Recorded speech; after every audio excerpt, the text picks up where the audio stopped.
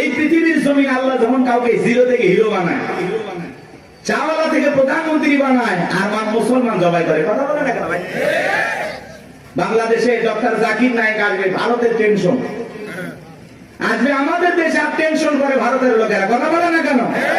অনেক উদ্বেগ, তারা বিভ্রান্তিকর বক্তব্য ছড়াচ্ছে যে ডক্টর জাকির নায়েক আসলেই বাংলাদেশে গ্রেফতার করা হবে। কতই সহজ। বাংলাদেশের মানুষকে তো চেনেন না, ধুতি নিয়ে যাইতে পারবেন না। কথা বলে না, বাংলাদেশে ডক্টর জাকির নায়েক আসবে, তাকে প্রায় 1 মাসের এ দেশে সফর করার অনুমতি দেওয়া হয়েছে। বিভিন্ন জায়গায় তিনি বিভিন্ন প্রোগ্রামে অংশগ্রহণ করবেন ইনশাআল্লাহ। একজন দিনের দায়ী, সারা দেশে সারা পৃথিবীতে যার পরিচিতি আছে। ভারতের তার বক্তব্যের শুনে অসংখ্য মানুষ কালেমা পড়ে মুসলমান হয়েছেন। সেই মানুষটা যদি এই দেশে আসে, আমাদের কোনো সমস্যা আছে ভাই? আমরা মুসলিম হিসাবে খুশি, তাকে ধন্যবাদ জানাই। ডক্টর জাকির নায়েককে আমরা সাদরে গ্রহণ করব, লাল গালিচার সংবর্ধনা দেব। কথা বলা ঠিক না? আর এই দেশে যদি কোনো কারণে কোনো ষড়যন্ত্র বা বিতর্কের কারণে যদি ডক্টর জাকির নায়েক বাংলাদেশে না আসতে পারে, তাহলে বুঝে নেবেন বর্তমান সরকারে যারা আছে এদের ভিতরে ভারতের দালাল আছে। উনি আসবেন, সমস্যা কি? মুসলিম একটা দেশে একজন দায়ী আসতে পারবেন। ডক্টর জাকির নায়েকের অসংখ্য লেকচার আপনারা শুনেছেন, আলোচনা শুনেছেন। ভালো লাগে না? ভালো লাগে না? চমৎকার কথা বলেন। ভারত সরকার তার টিভি চ্যানেল বন্ধ করে দিয়েছেন, তাকেও দেশ থেকে বিতাড়িত করেছেন। এখন তিনি বিভিন্ন দেশ সফর করেন, বিভিন্ন দেশে থাকেন। আলহামদুলিল্লাহ, আমাদের দেশও আসবেন, তারই ধারাবাহিকতায় আলহামদুলিল্লাহ আমরা গ্রহণ করবো। উনি আসবেন, ঘুরিয়ে ফিরে চলে যাবেন, সমস্যাটা কোথায়? এতে ভারতের মাথা ব্যথা দরকার আছে? আমাদের দেশে আমরা ডক্টর জাকির নায়েককে নিয়ে আসবো নাকি খানাই খাবার ইমামকে নিয়ে আসবো, সেটা ভারতের কাছ থেকে শোনা লাগবে। ভারতের কথা আমরা চলি, এজন্য আমরা বলেছি আমরা বারবার রক্ত দিয়ে দেশকে স্বাধীন করেছি। আমরা না হতে চাই ভারতের গোলাম, না হতে চাই আমেরিকার গোলাম, আমরা সবাই আল্লাহর গোলাম। এটা আমাদের জীবনের সবচেয়ে বড় পরিচয়। আমরা কার গোলাম? আল্লাহর গোলাম। আমরা দুনিয়াতে কারো গোলামি করার জন্য জন্ম হই নাই, আমরা গোলামি করবো একজন, আর তিনি আমাদের রব, তিনি আমাদের সব। কথা বলে ঠিক না? ডক্টর জাকির নায়েক আসতেছে খুব দ্রুত, 28 নভেম্বরের মধ্যেই বাংলাদেশে আসবেন ইনশাআল্লাহ। তার এই সফরকে আল্লাহ কবুল করেন।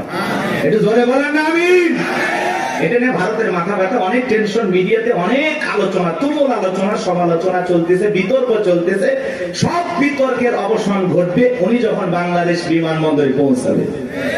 আশা করি উনি আসবে ইনশাআল্লাহ। আমার ভাইরা দিল দিয়ে কথাগুলো বোঝার চেষ্টা করবেন। ইন্নাল্লাযীনা ক্বালু রাব্বুনাল্লাহ, নিশ্চয়ই যারা বলে আমাদের রব আল্লাহ। গভীর মনোযোগ দিয়ে কথাগুলো শুনবেন বাজান। এই পৃথিবীর জমিনে আল্লাহ কাউকে জিরো থেকে হিরো বানায়, চাওয়ালা থেকে প্রধানমন্ত্রী বানায়। নিঃস্ব পৃথিবীতে কেউ বেঁচে নাই। চিল্লায় বলে দুনিয়াতে আমার কেউ নাই। সেই মানুষটাকে আল্লাহ নিঃস্ব থেকে ক্ষমতার চেয়ারে বসায়। সেই মানুষটাও ক্ষমতার চেয়ারে বসে জুলুম করে, অত্যাচার করে। কথা বলেন ঠিক কি না? এই পৃথিবীর জমিনে এরকম একজন জালেম ছিল ভবঘুরে, যে নিজেকে আনা রব্বুকুমুল আলা বলে দাবি করেছিল, নিজেকে প্রভু বলে দাবি করেছিল, খোদা বলে দাবি করেছিল, রব বলে দাবি করেছিল। এ ছিল একটা ভবঘুরে যুবক। ভবঘুরে যুবক মানে বোঝেন না?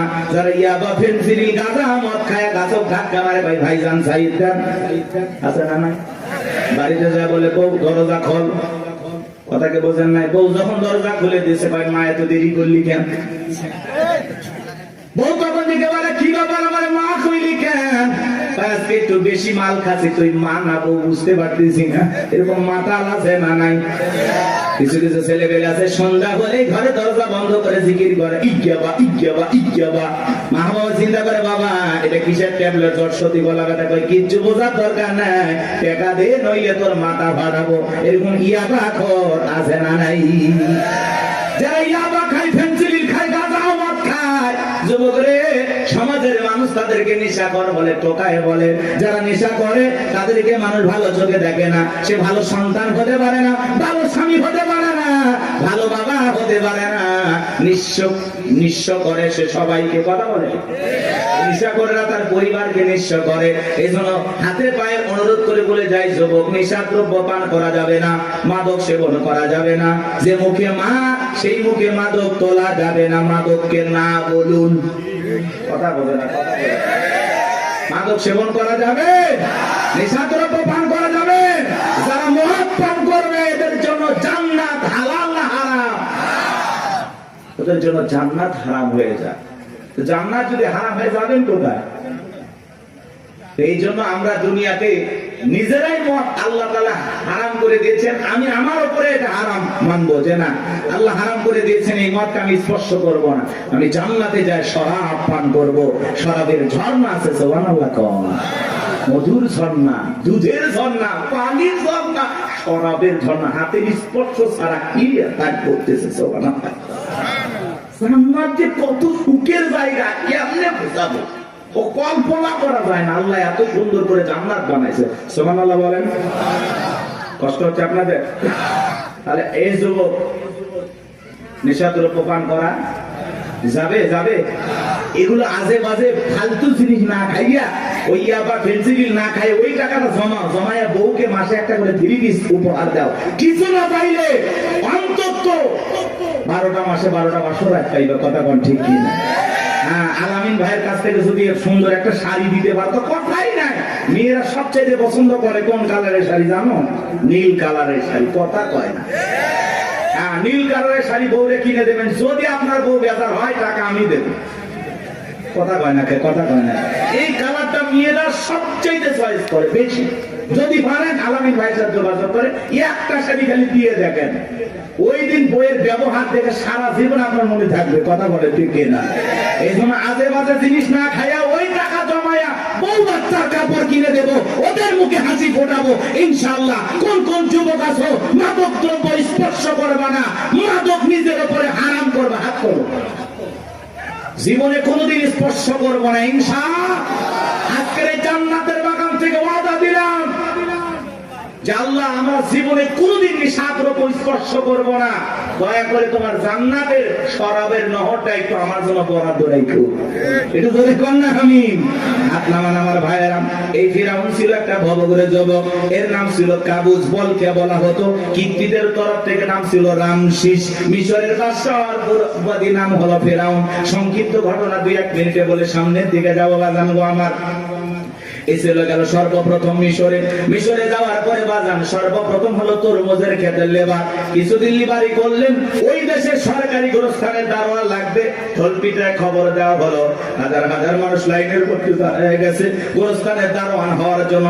1-2 জন ইন্টারভিউ দিতে দিতে যখন ফেরাউনের পালা, ডেকে বলে বাদশাহ, বুক ভরা আশা নিয়ে ভিনদেশ থেকে আপনার কাছে এসেছি, যদি চাকরিটা দেন উপকৃত হব। এমন ভাবে কথাগুলো উপস্থাপন করলেন, বাদশার মায়া লাগে গেল। বলে আপনার সাথে ভালো মানুষ মিশর আর কেউ নাই।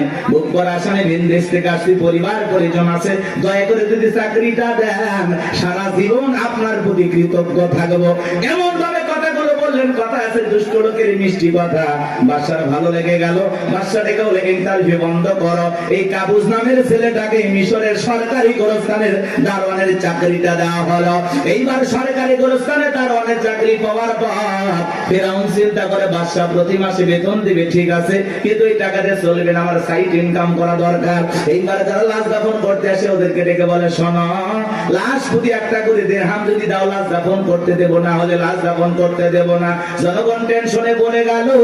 1টা দিরহামের জন্য বাদশার দরবার বিচার নিয়ে যাব, লাশ পয়সা করলে শেষ হয়ে যাবে, যদি পাই 1টা টাকাই ছেলেটাই পাক। এই কথা ভেবে জনগণ 1টা করে দিরহাম ফেরাউনকে দেওয়া শুরু করলো। আপনারা বলেন তো বাংলাদেশের মানুষের নাম কি? ঘুষ। ঘুষ 1 টাকা হইলে ওটা কি?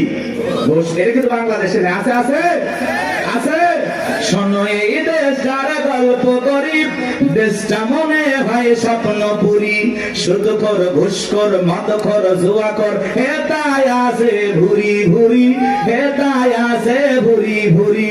এ দেশে অসৎ কামাই কেউ করে না, তবে ঘুষের টাকা পেলে কেউ তো ছাড় পারে না, টেবিলের নিচ দিয়ে হাত বাড়িয়ে কালো টাকাটা নেই সারিয়ে, টেবিলের নিচ দিয়ে হাত বাড়িয়ে কালো টাকাটা নেই সারিয়ে, করছে ওরা বড় দেশের চুরি, করছে ওরা বড় দেশের চুরি, শোনো এ দেশটার গল্প করি।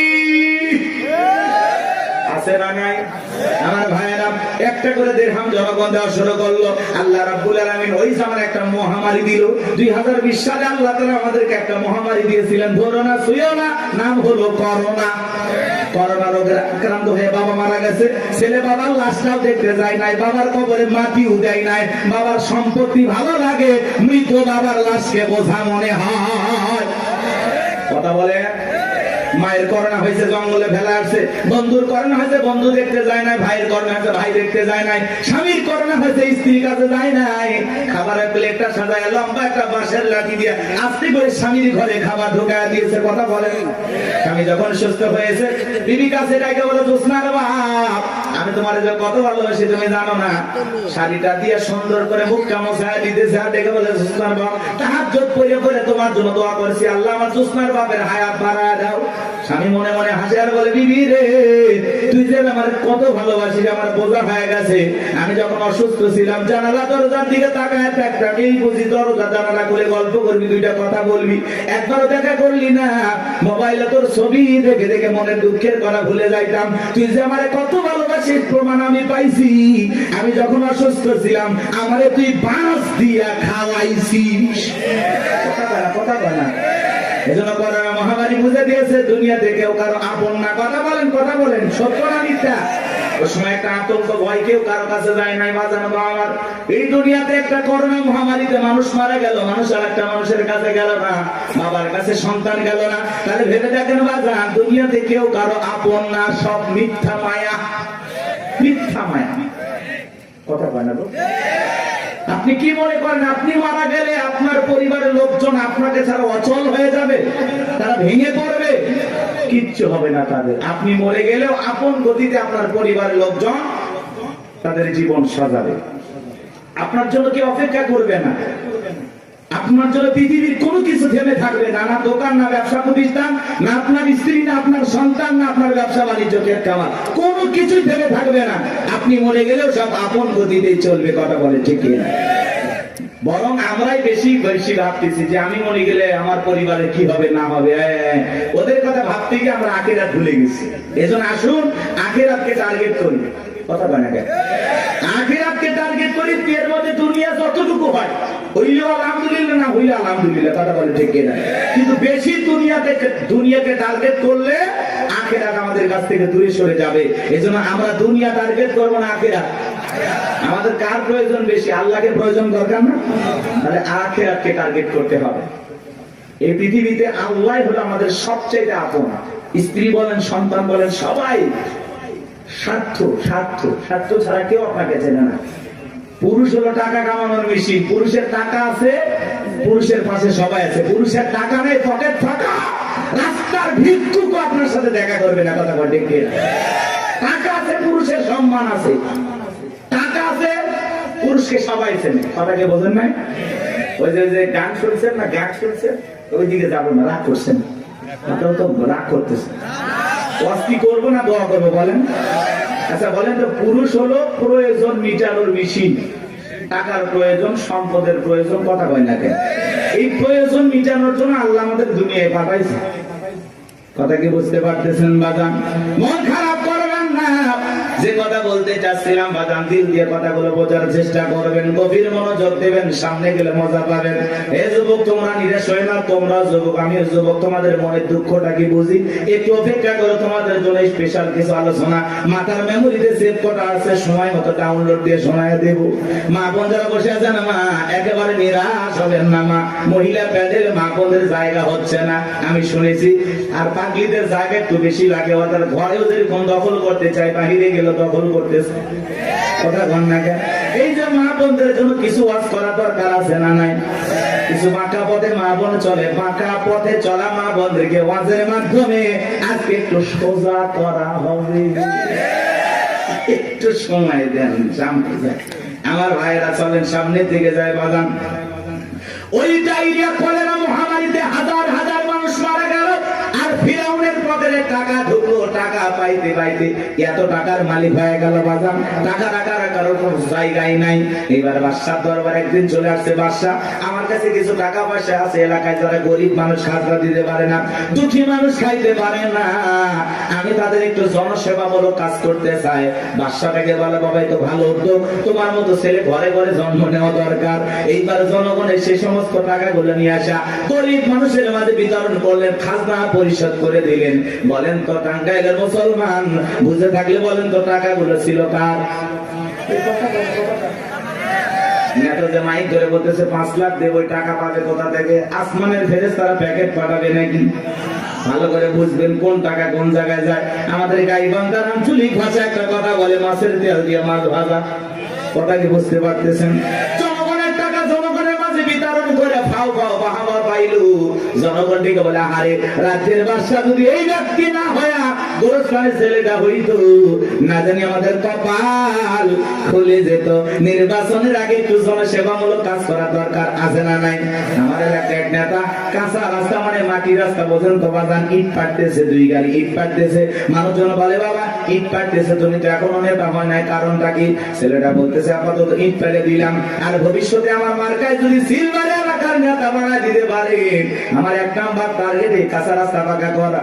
এই রাস্তাতে আপনাদের ছেলে স্কুলে যাইতে পারে না, আপনারা হাটে বাজারে যাইতে পারেন না, মাঝে মাঝে আপনাদের কথা মনে হলে রাতে ঘুম আসে না। কি অভিনয়! নেতা হতে গেলে অভিনয় জানার দরকার আছে তো না? কথা কয় না।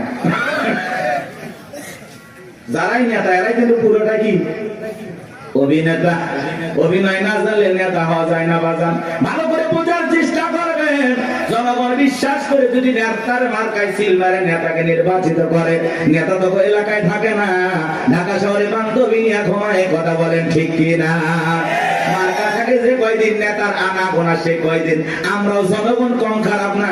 1.5 টাকার বিরিয়ার 3 টাকার চা খায় কি স্লোগান? বল্টু ভাইয়ের চরিত্র ফুলের মতো পবিত্র, নামাজ পড়া কক্ষ গাঁজা খাই 5 ওয়াক্ত, কমসুরিতে বাঁকা ভক্ত, শয়তানের 1 নাম্বার ভক্ত, হুজুরদের জন্য খুবই শক্ত, চুষা খাই গরিবের রক্ত। পোস্টার লেখা যে গরিবের বন্ধু, ভোট দিয়ে দেখেন গরিবের কয় নাম্বার শত্রু। কথা বলে রাস্তার একটা ভিক্ষুক মহিলার দিকে 500 টাকা দিয়ে বলে, আপনার চেহারার মাঝে আমি আমার মাকে খুঁজে পাই। আম গাছে দাম গাছে নেতার ছবি ঝুলানো থাকে, নির্বাচিত হওয়ার পরে এলাকায় থাকে না। আম গাছে দাম গাছে বিদ্যুতের ঘুড়িতে নেতার বিশাল বিশাল ছবি, আর লেখা আছে আমি অমুক নেতা, যারা গালি বদনা। পবিত্র ঈদুল আজহার শুভেচ্ছা, পবিত্র ঈদুল ফিতরের শুভেচ্ছা, খালি ব্যানার দিয়ে শুভেচ্ছা জানায়, জীবনে কোনোদিন আর কাছে আসে না। এই নেতা ওই ব্যানার লক্ষ লক্ষ টাকা দিয়ে না বানাইয়া, ওই ব্যানারের টাকা দিয়ে যদি গরিব দুঃখী মানুষের মাঝে বিতরণ করো, তোমার ব্যানার লাগবে না গো, ব্যানার লাগবে না। জনগণ তোমার মার্কায় জায়গা মতো সিল মেরে দেবে। কথা কোন ঠিক কি না? কিন্তু ওই যে মার্কা থাকে যে কয়দিন নেতার আনা গোনা সে কয়দিন, অলিতে গুলিতে নেতাকে পাওয়া যায়। মানুষ মলে জানা যায় হাজির, জুমার নামাজের সামনে হাজির, আসরের নামাজ পরে 2 বার। কথা কয় না। এক নেতা মানুষকে সালাম দিতে দিতে হোশ হারায় ফেলছে, রাস্তার খেজুর গাছ পায় 1 লাইনে সালাম দিয়ে যাচ্ছে। কর্মী যাচ্ছে ভেতরে কয়, নেতা এটা মানুষ না খেজুর গাছ। নেতা বলতেছে, আমি মনে করছি এটাও ভোটার। কথাকে বুঝতে পারতেছেন বাজান? এই জন্য আপনাকে আমাদের পরিবর্তন হওয়া লাগবে বাজান। বারবার ওদের কথাই ভোলা যাবে না, ভোলা যাবে না। আমাদেরকে ভালো ভালো লাগবে। মনে রাখবেন বাজান, দেশের জনগণ 1 নাম্বার, নেতা 1 নাম্বার হবে। আপনি যদি পরিবর্তন করতে চান, অবশ্যই সমাজটাকে পরিবর্তন করতে পারবেন। এই জন্য আগে নিজের ভালো হওয়া লাগবে। আপনি যেমন দেশের নেতাও কিন্তু ওইরকম হবে। 2 নাম্বার আপনি, নেতা হবে 4 নাম্বার। কথা কি বুঝছেন? আপনি সিটার নেতা হবে বিশ্ব সিটার। করলে কি ভয় পাচ্ছেন নাকি? আমি কোন দলে দালালি করতেছি? আমরা আগে ঠিক হবে। এক পাগল গাছের নিচে হাত তুলে বলে, আল্লাহ। আরে হারাক তো মানুষ বাইরে গেছে, 2-4 জন হারিয়ে গেলে কি হবে? পরে খুঁজবো ওই মা কি মা আজকে আমি শুরু করতে নাকি বাচ্চা নিয়ে আসে, মাকে ধর, মাকে বাচ্চা হারায় যায়, মা কইতে পারবে না, মা না পাগলি। বাচ্চাকে কন্ট্রোল করবেন না, এ বাবা জাহিদ, এ তোমার মা কান্না করে, আসো বাবু আসো। সাতুটিয়ে বাড়ি, ও মা এত আলাপ বলা হলে স্বামী একদিন আর একজনে হাত ধরে চলে যাবে, টের পাবেন না। হ্যাঁ, বাচ্চা কন্ট্রোল করবে না কি মা। অনেক মা বোন আসছে, এসে বাচ্চা টাচ্চা রাখে ওরা গল্পে লিপ্ত হয়ে গেছে। কেউ তোমার বিয়ে হয়েছে ওই মুখ জায়গায় না, তোমার স্বামী ভালো ব্যবসা করে, ও গল্প করতে বাচ্চা নেই, টেরই পাচ্ছে ও বু ফুবু চাচি খালা নিয়ে ব্যস্ত হয়ে আছে। আল্লাহ হেদায়েত দান করে। আর ওদের মাঝখানে এরকম একটু বিনোদন দরকার আছে নাকি, হারায় গেলে আর কি কি সংবাদ আছে দেবেন, দেখেন আমি বলে দেব। একটি বাচ্চা হারিয়ে গেছে, নাম কি? জাহিদুল ইসলাম। বাবা জাহিদুল, তুমি কোথায় তুলতেছো ফুল? তোমার মা কান্নে হয়ে গেছে ব্যাকুল, তাড়াতাড়ি করে আসো। জাহিদুল চলে আসবে, মা কান্দেন না, বসে থাকেন। বাচ্চা হারাই নাকি এখন তার বলা পান এক করতেছেন নাকি আপনার? তাকবীর দেন, লিল্লাহি তাকবীর। একটা গোল গাছের তেঁতুল গাছ, কোন গাছ? তেঁতুল গাছের নিচে হাত তুলে বলে আল্লাহ। তেঁতুল গাছে রাজশাহীর ফজলি আমদে, রংপুরের হাড়িভাঙ্গাতে, সাফাই নবাবগঞ্জের কাঠি মন্দে, নওগাঁসা পাহাড়ের আমরুপালিতে। আল্লাহ বলে পাগলের চোখটা খুলে দেখ, কোন গাছের নিচে দোয়া ধরেছিস? তেঁতুল গাছের নিচে দাঁড়ায়া। কিয়ামত পর্যন্ত আমসালে জামাত পাওয়া যাবে না। নির্বাচনের আগে 500 টাকা, 1000 টাকার বিনিময়ে, 200 টাকার বিনিময়ে নিজের পবিত্র আমানত ভোট বিক্রি করে দেশে উমরের মতো নেতা চাইলে পাওয়া যাবে না। এজন্য আগে আপনাকে ঠিক হওয়া লাগবে। আপনি যখন বলেন আল্লাহ আমার নেতাদেরকে উমরের মতো আদর্শবান নেতা বানাও, আল্লাহ তখন হাসে আর বলে উমরের দেশে থাকার মতো জনগণ কি হতে পেরেছিস? আগে নিজে ঠিক হ। আমার সাকাওয়াত ভাই ওয়াজ করলো, নামাজও পড়ে সুদ খায়। আপনি যখন সুদ খায় মুনাজাত করেন, রব্বানা আতিনা ফিদ দুনিয়া, আল্লাহ বলে তোর মতো সুদখোর হারাম করে দোয়া কবুল হবে না। সুদ খায়, ঘুষ খায়, হাত তুলে দেওয়া, আল্লাহ মাফ করে দিন। ভালো ভাই, আপনি জানেন না সুদ খাওয়া হারাম, ঘুষ খাওয়া হারাম, খাইতেছেন মজা লাগে, টাকায় টাকা বাড়ে, কারেন্ট সুদ, পুরে বদমাইশ। আল্লাহ হেদায়েত দান করে। জোরে বলেন না আমিন। কষ্ট হচ্ছে নাকি আপনাদের? আমার ভাইরা ভিডিও কথাগুলো বুঝে যান। আমি যে কথা বলতে যাচ্ছিলাম, তালুকদার বংশের মতো যদি কলিজাটা বড় হয়, বাপের বেটা যদি হয়ে থাকেন, ডান হাতটা তুলে বলেন হুজুর যতদিন বেঁচে থাকবো নির্বাচনকে কেন্দ্র করে চা বিড়ি পান সিগারেট খাবো না, একটা টাকাও কোন নেতার কাছ থেকে নেব না। সৎযোগ্য নির্ভীক আল্লাহওয়ালা সমাজের নেতৃত্ব দেওয়ার মতো উপযুক্ত নেতাকে আগামীতে ভোট দিয়ে নির্বাচিত করব। হাত তুলে ওয়াদা দেন, পারবেন তো ইনশাআল্লাহ? আপনার ভোটে যেন কোন চোর ডাকাত সন্ত্রাস এলাকার বিপুল পরিমাণের লুটপাটকারী ব্যক্তি যেন ক্ষমতার চেয়ারে বসতে না পারে।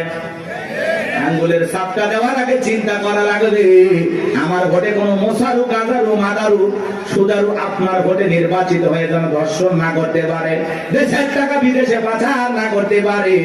এমন নেতাদেরকে 54 বছরে দেখেছেন, আগামীতে চা করবেন বুঝে শুনে করা লাগবে। ভাবিয়া করিও কাজ, করিয়া ভাবিও না, পাথর দিয়ে মানুষকে করবে খুন, এমন নেতা সমাজে প্রয়োজন নাই। কথা বলেন ঠিক কিনা? চলে না বাজার সামনের দিকে যায়, কথা মানে একটু বেশি হয়ে গেল, মন খারাপ করছেন। কথা বলা লাগলো, অবস্থা যেমনই হোক বাজার দিল দিয়ে কথাগুলো শুনে যান। নির্বাচনের আগে একটু জনসেবামূলক কাজ সবাই করে। আর নির্বাচনের পাতিলে যে চা রান্না হয়, বৃষ্টি হওয়ার পরে খেলে পালে নিচে যে পানি যায়, ওইটার রং আর ওই পাতিলের চায়ের রং সমান। কথা বল ঠিক কিনা? এখন একটা চা খায়, বিড়ি খায়, সিগারেট খায়, নিজের পবিত্র আমানতটা বিক্রি করবেন না। মাথায় থাকবে। আল্লাহ হেদায়েত দান করেন। চলেন সামনের দিকে যাই বাজান। এইবার মিশরের মন্ত্রী মারা গেল, নির্বাচন শুরু হয়ে গেল। আগে তো জনগণের মন কাইরে নিয়েছে, সবাই বলে ভোট দিবা কোনখানে? কয় ফেরাউন যে মার্কাদার আছে তার মাঝখানে। এক প্রান্তে সবাই মিলে ফেরাউনকে ভোট দিয়া মিশরের মন্ত্রী বানায় দিল। কিছুদিন পরে আল্লাহর খেলা বোঝা বড় ভাই, বার্ধক্যজনিত কারণে মিশরের বাদশা মারা গেল, সিংহাসন ফাঁকা হয়ে গেল। ফেরাউন সমস্ত জনগণ আর নেতাদেরকে ডেকে বলে, দেশের জনগণ শোনো দিয়া মন, দেশের বাদশা মারা গেছে, বাদশা ছাড়া একটা দেশ চলতে পারে না, তোমরাই বলো মিশরের বাদশা হবে কে? সমস্ত জনগণ ডেকে বলে, অনেক আগে আপনাকে চেনা জানা হয়ে গেছে, আপনি মিশরের বাদশা হয়ে যান, আমাদেরকে আর যখন সমর্থন দিল, ফিরাউন নেতাদেরকে ডেকে বলে তোমরা বলো আপত্তি আছে, নেতারা ডেকে বলে আমাদের কোনো আপত্তি নাই, জনগণ সমর্থন দিয়েছে, আপনি নেতা, কোনো সমস্যা নাই। এইবার সবার সমর্থন পাইয়া মিশরের বাদশা হয়ে গেল, ক্ষমতার চেয়ারে বসে ঠেসছে কি রাতের বেলায় ফিরাউন ঘুমাইতে যায়, চোখে আর আরামের ঘুম আসে না, ঘুম থেকে লাফায় লাফায় ওঠে। অনেক মানুষ দেখবেন বাজানো 4টা ঘুমের ট্যাবলেট খায়, কোটিপতি টাকাওয়ালা সম্পদওয়ালা বড় বড় হাইব্রিড নেতা 4টা ট্যাবলেট খায় ঘুমায়, এরপরে রাত 2টার দিকে ঘুম থেকে উঠে সিসি ক্যামেরার ফুটেজ তালাশ করে কেউ ঢুকছে নাকি মারার জন্য।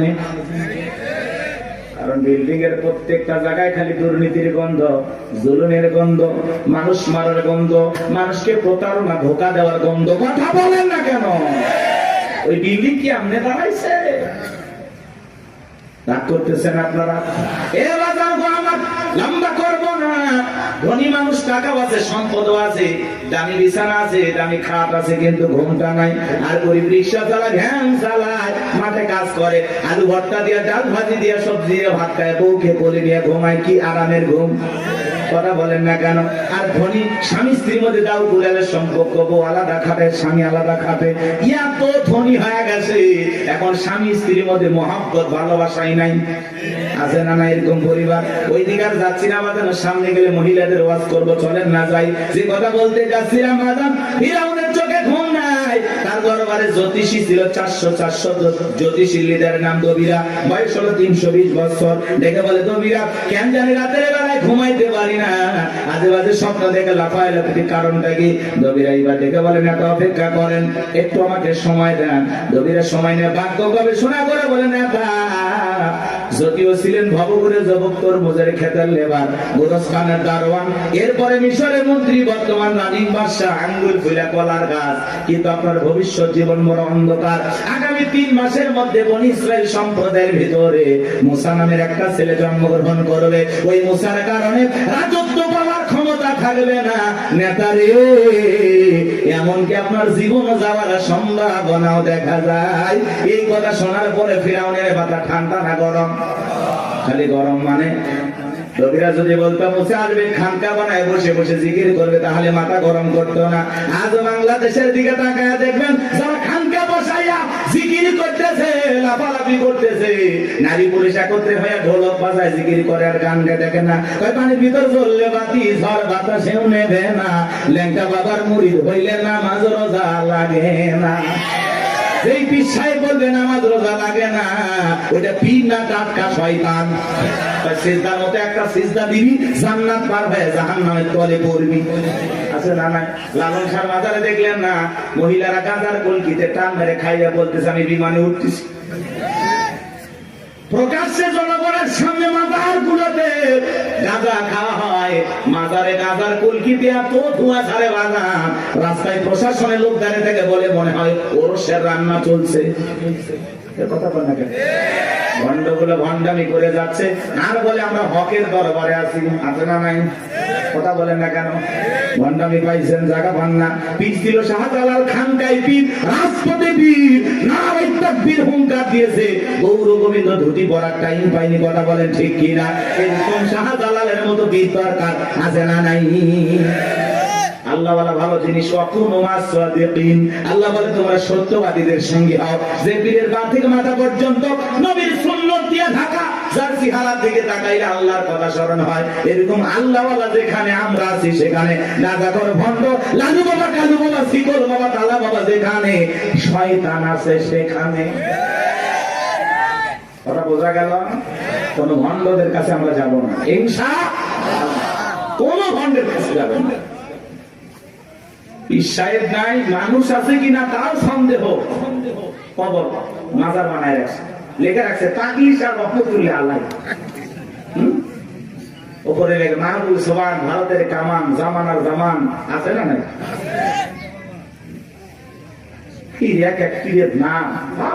আল্লাহ হেদায়েত দান করে। ভণ্ড পীরের ওয়াজ বেশি করবো না, কষ্ট হচ্ছে আপনাদের। এই ভণ্ডদের কাছে যাওয়া যাবে? এমনও পীর আছে মহিলা মুরিদ দেখলে মাথা ঠিক থাকে না, 2 হাত বাড়ায় বলে মাই। মহিলা চিন্তা করছে এত বড় আল্লাহ আমারে ডাকে, যদি বুকে না যায় জাহান্নামে জায়গা হবে না। পীর সাহেবের বুকের ভিতরে ঢুকে গেছে। আর পীরের বুকের ভিতরে ঢুকে এত শান্তি পাইছে, আনন্দের ঠেলায় গান গায়, বাবা আমি তোমায় ভালোবাসি, তোমার চরণ সুবিতে বাবা তোমার কাছে আসি গো বাবা, আমি তোমায় ভালোবাসি। যে নারী স্বামীকে বাদ দিয়ে পীরের ফাটা পায় চুমা খায়, ওই নারীর চরিত্র ঠিক না। শুনে যান, আপনার পীর আপনার স্বামী, কথা বলে প্রত্যেকটা সন্তানের কাছে তার মা বাবা হলো পৃথিবীর সবচাইতে বড় পীর, কথা বলে। জীবনে কোনোদিন মা বাবাকে ভাত দেয় না, পিতা মাতার জন্য 1 কেজি কমলা বেদনা কেনে না, পীর সাহেবের দরবারে গরু নিয়ে দৌড়ায়, পাগল দেখছেন? মা বাবার খবর নেয় না, পীরের বাবার খবরের অভাব নাই। আল্লাহ হেদায়েত দান করেন। গরু ছাগল নিয়ে কোনো পীরের দরবারে দৌড়াবেন না। আচ্ছা উনি যদি আল্লাহ ওয়ালা হয়, ভালো আছে, তো গরু ছাগল দিয়ে কি করবে? এলাকায় কত গরিব নিয়ে বিয়ে হয় না, দেন না, গরুটা জবাই করে মেহমানদারি করা দেন, আল্লাহ খুশি হবে। এলাকায় মাদ্রাসা আছে, গরিব দুঃখী বাচ্চা পড়াশোনা করে, এতিম বাচ্চারা, একটা ছাগল মাদ্রাসায় দেন, ওরা জবাই করে খেয়ে আল্লাহর কোরআন তেলাওয়াত করবে, আর সে মালিক আল্লাহ খুশি হবে। আপনি মাজারে যায় ছাগল গরু দিয়ে, হ্যাঁ ট্রাক ভর্তি করে নিয়ে যায়, মাইক বাজারে গান গায়, দেখেননি? যা কত কথা বলা যাবে না, কষ্ট হচ্ছে আপনাদের। কোন বাজারে টাকা পয়সা দান করবেন না, কথা বলে। হ্যাঁ, কোন মাজারে যদি মসজিদ থাকে, মাদ্রাসা থাকে, সেই জায়গা আপনি দান করতে পারেন। শুধু মাজার এমন জায়গায় 1 টাকা দেবেন, কথা আপনার যা বলতেছে আপনি তাই করবেন। মাজারে কেন টাকা দিচ্ছেন? উনি আল্লাহ না, ভালো আছে না, টাকা দিয়ে কি করবে? আগে কিনে খাবে। আপনি মাজারে কেন টাকা দিচ্ছেন? এতিম অসহায় প্রতিবন্ধী হাত পাতে 5 টাকা দিতে পারে না, আর মাজারের দান বক্স থেকে 1000 টাকা 500 টাকা কেমনি ঢোকান? টাকা যেটা মানুষের দরকার না মরা মানুষের? যেটা মানুষ কান দিচ্ছে হাত পাতে, আপনি সেখানে দেন না। আর মাজারে পীর সাহেব একবারও ডাকলো না, এই মুসলিম টাকা দে, চাইছে ওই জায়গায় কেন টাকা দিলেন? বলেন কেন দিলেন? কিসের বরকতের আশা? সন্তান হয় না, 56টা দরবারে ছাগল মানত করে, এই মাজারে ছাগল দিয়ে সন্তান হবে, পাইছেন কোথায়? কথা কয় না, আরে ওয়াজ করলে হবে না, মাঝে মাঝে ওয়াজ করালে। আরে ভাই আমাদেরকে দেন, মাদ্রাসায় দেন, কথা কয় না। দেওয়ার লোক খুঁজে পান না, একটা মানুষ চোখের সামনে কান্দে মরে যাচ্ছে, ওই জায়গা দেয় না, ওই মরা পীর সাহেবরা দিয়ে এসেছে। ওই পীর আছে না, কলার গাছ আছে, আসলে কোন মাজার কিনা আপনি জানেন? অধিকাংশ মাজার মিথ্যে মিথ্যে মাজার বানায় বন্যামি শুরু হয়ে গেছে, কথা দেখে না। আল্লাহ যেন আমাদের হেদায়েত দান করেন, একটু জোরে বলেন আমি। আমার কথায় অনেক মাদার গুজারিরা বিরক্ত হয়েছে, অনেকে ফোন দিয়ে হুমকি দিছে, তোমরা আল্লাহ আল্লাহর বিরুদ্ধে কথা বলো, মরার আগে জবান বন্ধ হয়েছে। চিন্তা করছেন? ফরিদপুরে সালতা থানা আদ্রসী আছে না, আগে যাইতে পারি না, আমার সেই হুমকি দিত, এই থানা এসে তোর হাত পা কেটে নেব। এই গত 29 তারিখে ওই জায়গায় বয়ান করে আসছে, কই হাত পাটা করত না, হাত পা কাটার লোকগুলো বুঝে পাইনি। কারণ ওই যে ওদের দেখে নিয়ে আমি একটু সাইজ করছিলাম, খবরদার এই ভণ্ডদের কাছে যাবেন না। হক্কানি আল্লাহ আল্লাহ ভালো, সেখানে আপনি যাবেন, কিন্তু ভণ্ডদের কাছে যাব না। যেখানে ইসলাম আছে সেখানে আমরা আছি, যেখানে ভণ্ডামি আছে সেখানে আমরা নারী পুরুষ একত্রে যেখানে। আরে ভাই, মহিলা মানুষ কাছে থাকলে মাথা ঠিক থাকে, কিসের জিকির? জিকিরের কথা মনে থাকবে। আল্লাহ হেদায়েত দান করেন। ওই জন্য তো ভণ্ডরা বলে মনের পর্দা বাইরের পথ, শুনছেন না? মনের পর্দা বড় পর্দা, বাইরের পর্দা খুলে ফেলা। মনের আলো বড় আলো, বাইরের আলো নিয়ে ফেলা। রাত 12টার সময় বাতি নিবেছে, এখন কি জিকির হচ্ছে আপনারা বুঝে নেন। আল্লাহ হেদায়েত দান করেন। আমার ভাইয়েরা চলেন সামনের দিকে যাই। আজও পৃথিবীর জমিনে যারা মাজার নিয়ে বসে আছে, খামকায় বসে আছে, এদেরকে কেউ টার্গেট করে না। যারা আল্লাহর জমিনে আল্লাহ দ্বীনকে কায়েম করতে চায়, কোরআনের সমাজ ব্যবস্থা কায়েম করতে চায়, আল্লাহর আইন দিয়ে জমিনটা পরিচালনা করতে চায়, তাদেরকে টার্গেট করে করে ভিতরে ঢোকানো হয়। কথা বলে ঠিক না? ফিরআউনের মাথা গরম হয়ে গেছে, হামানকে দেখে বলে, এ দেখো হামান, এইদিকে হামানের মাথায় কোনো চুল ছিল না, সাদে মাল নাই, বাম পারল, পুরো মাথা ছিল ভারতের দমদম এয়ারপোর্ট। দেখে বলে হামান রে তাড়াতাড়ি করে বল। জমিরা বলল একটা মুসা নামের ছেলে জন্মগ্রহণ করবে, ওর কারণে রাজত্বের চেয়ার থাকবে না, ক্ষমতা থাকবে না, এমনকি আমার জীবনটাও নাকি চলে যাবে, এটা তো মেনে নেওয়া যায় না। হামান ডেকে বলে নেতা টেনশন নাই, মাইট ইজ রাইট, জোর যার মূল্য তার, পাওয়ার রাজত্ব আমাদের, ক্ষমতা আমাদের হাতে, আমরা যা বলবো মিশরের জনগণ তাই মানতে বাধ্য। বলে কি করতে চাস? হামান ডেকে বলে নেতা যত ছেলে সন্তান জন্মগ্রহণ করবে সবাইকে জবাই করে করে দুনিয়ার বুক থেকে বিদায় করে দেব, তাহলে আপনার শত্রু মুসার আগমন ঘটবে না। এমন কথা শোনার পরে ফেরাউন ডেকে বলে হামান রে আসলেই তোর মাথায় বুদ্ধি আছে, তবে শোন, ছেলেগুলোকে জবাই করবি, মেয়েগুলোকে জবাই করবি না, কারণ ছেলেদের মধ্যে আমার শত্রু আছে, মেয়েদের মধ্যে কোনো শত্রু নাই। তার মানে চোর বলে মানুষ ভালো, মোবাইল নিয়ে গেল, সিম কার্ড খুলে দিয়ে গেল, কথা বলেন ঠিক কিনা? সন্তান জবাই করা শুরু হয়ে গেল, 3টা মাস অতিবাহিত হয়ে গেল। দবিরাকে দেখে বলে দবিরা এইবার গবেষণা করে দেখ আমার পথের কাটা মুসা মরল না বাঁচলো। দবিরা গবেষণা করে বলে না, তার 3টা বর্ণনা পাওয়া যায় বাজান। একটি বর্ণনায় বলা হয়েছে 20,000, আর একটি বর্ণনায় বলা হয়েছে 24,000, আর একটি বর্ণনায় বলা হয়েছে 80,000। দবিরা দেখে বলে না, তো যদিও হাজার হাজার মায়ের মুখ খালি কইরা সন্তানগুলোকে জবাই করে বিদায় করেছেন, কিন্তু আপনার পথের কাটা মুসা এখনো মরে নাই, মরে নাই, মায়ের কোলে জীবিত আছে, সুস্থ আছে, কিন্তু কোন বাড়িতে আছে, কোথায় আছে, এইটা বলার ক্ষমতা আমাদের নাই। বলেন আল্লাহু আকবার। ওয়া মাকারু ওয়া মাকারাল্লাহ আল্লাহু খায়রুল মাকিরিন। এলাকার আল্লাহ চাই মুসারে বাঁচাতে, ফেরাউন চাই মারতে, আর 14 গোষ্ঠী এক জায়গা হয় মুসার একটা পছন্দ জিততে পারবে না, কথা বলেন ঠিক কিনা?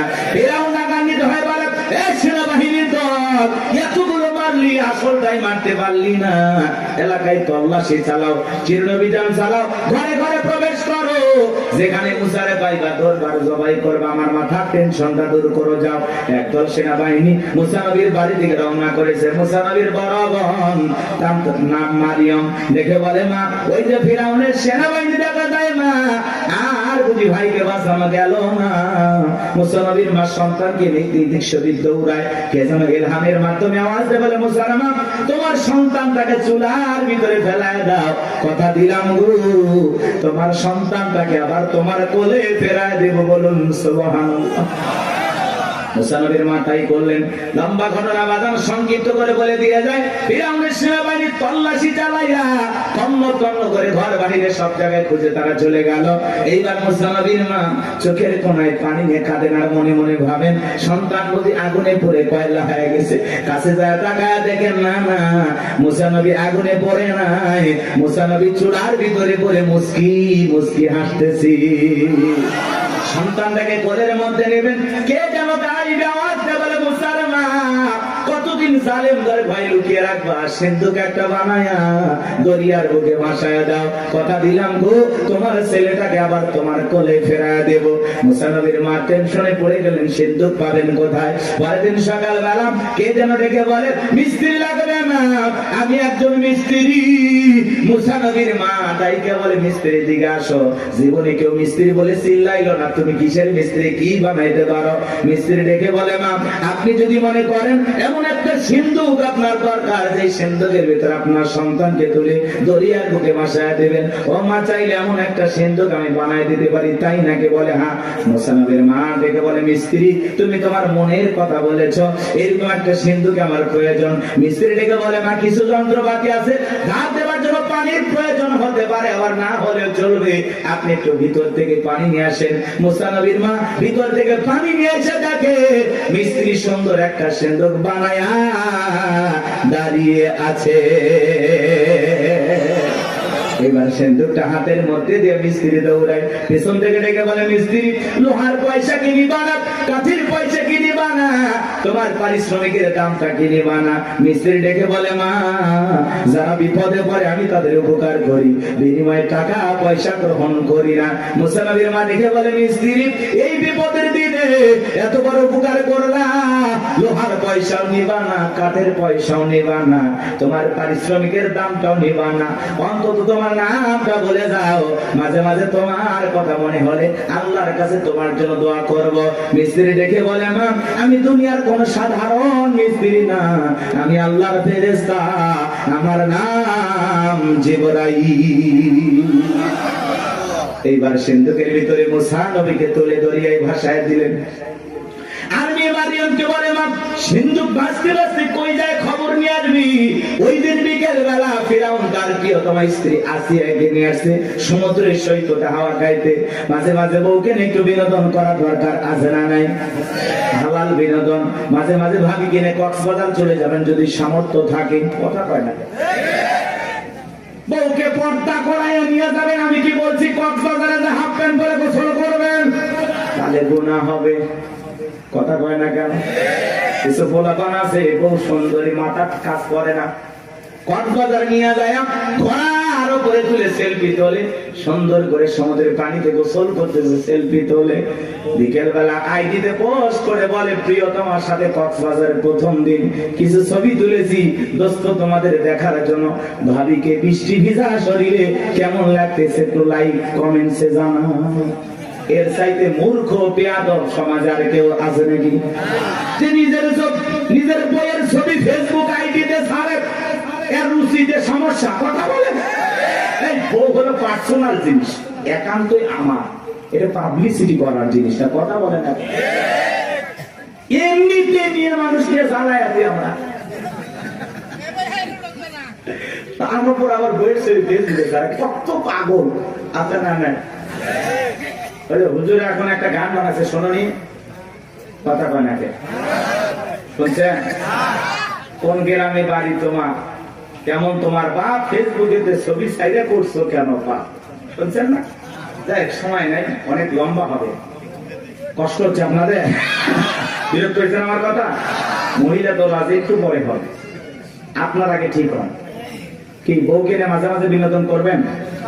পিকনিক স্পট গুলো যেখানে ভদ্র লোকেরা যায় সেখানে যাবেন, মাঝে মাঝে বউকে নিয়ে একটু ঘোরাফেরা করবেন, নিজে বউকে একটু সময় দেবেন, না হলে অন্য আরেকজনের সাথে ঘোরাঘুরি করবেন, আপনি টেরই পাবেন না। এরকম মহিলা আছে না নাই? আর একবার যদি বউ বাঁকা পথে চলে, ওই বউকে সোজা করা কঠিন। নষ্ট গাড়ি ঠিক করা যায়, কিন্তু নষ্ট নারীকে ঠিক করা যায় না। একবার যদি একটা নারীর চরিত্র নষ্ট হয়ে যায়, ওই নারী একটা পতিতার চাইতে নিকৃষ্ট হয়ে যায়। এর জন্য বাজার কথাগুলো বাস্তব। নষ্ট গাড়ি ঠিক করা যায়, কিন্তু নষ্ট নারীকে ঠিক করা যায় না। নারী এমন একটা জিনিস, নারী বুঝতে পারলে নিয়ামত, না বুঝতে পারলে কিয়ামত। বুঝতে পারলেই ঘরে সুন্দর পরিবেশ নিয়ে বাঁচতে পারবেন, আর না বুঝতে পারলে ঘরে আগুন চলবে, দাউ দাউ করে অশান্তির আগুন জ্বলবে। ওই আগুনে শুধু আপনি জ্বলবেন, আপনার পরিবারও জ্বলবে, সমাজ জ্বলবে। কথা বলে ঠিক কিনা? আরে ভাই, মসজিদে মুয়াজ্জিনি করে বইয়ের জ্বালায় গলা দড়ি দিয়ে মরছে, দড়ি দিয়ে মরছে। কয়েকদিন আগের ঘটনা। হুজুর মানুষ আমরা মারবেও পারি না, শাসনও করে পারি, কি দিয়ে মারবেন? আল্লাহ এমন একটা সিস্টেম দিয়েছে মারা, মেসওয়াক পরিমাণে 1 বিঘা। কথা কয় না? আচ্ছা, এটা তো মারা যায় 8 ইঞ্চি দিয়ে। কথা কয় না? এটা পান্টি হলো, অনেকে পাই হুজুর প্লাস দিয়ে মার, মানে প্লাস দিয়ে ওই পান্টি ধরবি না, হাত দিয়ে ধরালে। আর তার বউ যদি মমতাজের মতো মোটা হয়, আর ওই পান্টি যদি পিঠে বার যায়, বউ কবি আমার কাতুকুতু লেগেছে। কথা কন ঠিক? ইসলাম এমন একটা সুন্দর সিস্টেম আল্লাহ তাআলা আমাদেরকে দিয়েছেন। ইসলাম এত সুন্দর একটি ধর্ম, আসলে বউ মারার পক্ষে আল্লাহ নাই। কথা কয় না? আল্লাহ বলতেছে বউ ভালোবাসার জিনিস, মারিবে। আর তুমি যদি সকালে বউরে পিটাও, রাতের বেলা কই ঘুমাবা? ওই বউয়ের কাছে যাতে তোমার লজ্জা করবে না? কথা কয় না? আর পাগল, কিছু পাগল আছে না, বউরে এমন ফিটান পিটা, যতক্ষণ আব্বা ডাকছি ততক্ষণ ছাড়বো না। মানুষকে গৌরী এত মারিস কেন? তাই মারবো না। এই বেহানারি বাবার কাছে আমি 1.5 লাখ টাকা পাই, মাত্র 1 লাখ টাকা দিয়েছে, এখন আমি 50,000 টাকা পাই। ও মানে শ্বশুর বাড়ি থেকে হালখাতার টাকা পাই। এরকম যৌতুক লোভী কিছু আছে না? যারা যৌতুকের জন্য বউকে পিটায়, এরা হলো ছোট লোক। কথা বলেন, এরা সমাজের জঘন্য লোক। কথা বলেন, এই পুরুষ না টাকা ইনকাম কর, যা ইনকাম কর। শ্বশুরের টাকা লোক কাঁচা পায়খানা খাওয়া যেমন হারাম, কন্যা পক্ষের কাছ থেকে জোর করে যৌতুক দাবি করা তেমনি হারাম। তো যৌতুকের টাকা না খাওয়া 2 কেজি খা। কি সাকত ভাই মন খারাপ করতেছেন? এলে চলবে? রাগ করতেছেন নাকি আপনারা? ভাই যৌতুক নিয়েছেন নাকি আপনি? উঠতেছেন কেন? তাকবীর দেন, লিল্লাহি তাকবীর। আমার ভাইরা গভীর মনোযোগ দিয়ে শুনবেন বাজান। সামনের দিকে গেলে একটু কষ্ট হবে আপনাদের। কষ্ট হচ্ছে? চলেন সামনে গেলে মজা পাবেন বাজান। এইবার ফিরাউনের কাছে সিন্ধুক চলে আসলো। সেনাবাহিনী সিন্ধুকটা ধরে নেতার কাছে নিয়ে গেছে। ফিরাউন ডেকে বলে সিন্ধুকটা খোলো তো দেখি। সিন্ধুকটা যখন খোলা হলো সবাই তাকায়া দেখে সিন্ধুকের ভিতরে মনে হয় পূর্ণিমার চাঁদ উদয় হয়েছে। আসিয়ার চক্ষু শীতল হয়ে গেল। ফিরাউন দেখে বলে তরবারি আম জবাই কর। এইটাই মুসা। আসিয়া বলে থামো, খালি মারাই শিখছো, এতগুলো মারলা তাও কি শান্তি পাইলা না? ও স্বামী, এই ছেলেটাকে মারার আগে আমার একটা প্রশ্নের উত্তর দাও। এই যে সিন্ধুকটা দেখা যায়, এমন কাঠ কি তোমার দেশে পাওয়া যাবে? ফিরাউন কাঠটা নাই গেছে বলে বিবির এই সিন্ধুকের যেমন কাঠ এমন কাঠ আমি কেন আমার বাপ দাদা 14 পুরুষও কেউ দেখে নাই। আসিয়া বলে স্বামী, এটা ভিন দেশি কারো সন্তান, বাঁচতে বাঁচতে আমার দেশে আসছে। এই ছেলেটাকে আমি মারতে দেব না। এই ছেলেটাকে আমাদের পালক পুত্র হিসাবে লালন পালন করতে চাই। জোরে কোন মারহাবা। কথায় আছে যেখানে বাঘের ভয় সেখানে রাত হয়। যারে খুঁজতেছে মারার জন্য আল্লাহ তারই দায়িত্ব দিল লালন পালন করার জন্য। জোরে বলেন মারহাবা। আসিয়া যখন বলেছে ছেলেটাকে আমি পালবো, একে আমাদের পালক পুত্র বানাবো। অনেক কঠিন স্বামী, কিন্তু মাঝে মাঝে বইয়ের আপত্তির কাছে দুর্বল হয়ে যায়। বলে ঠিক আছে মাইনা নিলাম। আসিয়া বলে শুধু মারলেই হবে না, ঢোল পিটায় খবর দাও ফিরাউনের ছেলে সন্তানকে দুধ পান করাবে, মাসে মাসে তাকে বেতন দেওয়া হবে। বলে ঠিক আছে। ঢোল পিটানো হলো। হাজার হাজার নারীরা আসছে, মুসা নবীকে কোলে নেয়, স্তন খুলে মুখ লাগায় দেয়। আল্লাহ নবী মুসা আলাইহিস সালাম কোন মহিলার স্তনে দুধ পান করে না। জোরে কোন মারহাবা। সমস্ত নারীরা ব্যর্থ হয়ে চলে গেল। ওই যে মুসা নবীর বোন নাম তার মারিয়ম, ঈসা নবীর মায়ের নাম মারিয়ম, আর মুসা নবীর বড় বোনের নাম ছিল মারিয়াম। এইবার মারিয়াম দেখে বলে ও রানী আসিয়া, এমন একটা ধাত্রীর খবর আমার কাছে আছে। আমার বিশ্বাস এই সন্তান তার দুধ পান করবে, তাই নাকি? বলে